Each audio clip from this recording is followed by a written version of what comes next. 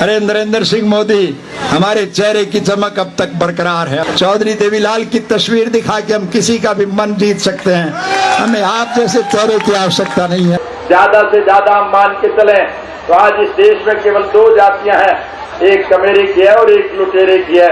हम सब कमेरे वर्ग के लोग हैं।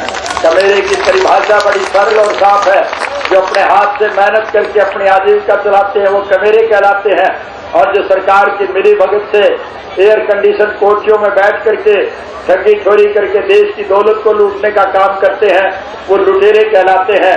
जंग आजादी की लड़ाई में जब हम छोटे छोटे बच्चे हुआ करते थे, हम नारे सुना करते थे कि इस देश से विदेशी हुक्मरान जाएगा, हमारी अपनी सरकार बनेगी, फिर कमाने वाला खाएगा और लूटने वाला जाएगा।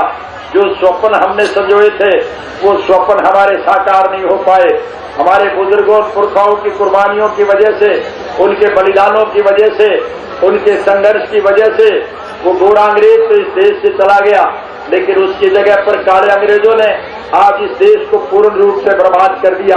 चाहे वो किसान है जिसकी आज सबसे ज्यादा दयनीय हालत है, न उसे पानी मिलता है न बिजली मिलती है, खाद के दाम निरंतर बढ़ते जा रहे हैं। अफसोस के साथ कहना पड़ता है कि जहां किसान को खाद पे सब्सिडी मिला करती थी, आज हरियाणा प्रदेश की सरकार स्वयं वो पैसा खा रही है।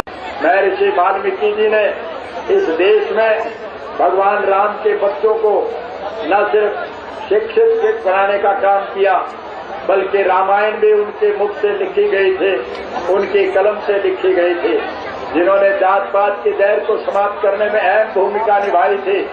आज मुझे अफसोस के साथ कहना पड़ता है कि इस प्रदेश में कुछ ऐसे चेहरे भी उभर करके आ रहे हैं जो जात पात धर्म और मजहब के नाम पर पुनः इस देश के लोगों को बांट करके अपनी राजनीतिक रोटियां सेकने में यकीन रखती है।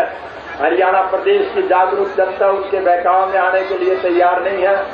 जाति जन्म से नहीं जाती, कर्म से आंकी जाती है। कौन किसके पेट से पैदा हो ये इंसान के अधिकार क्षेत्र से बाहर की बात है। ये तो उस परमपिता परमात्मा को पता है किसने किस नारी के उदर से पैदा होना है।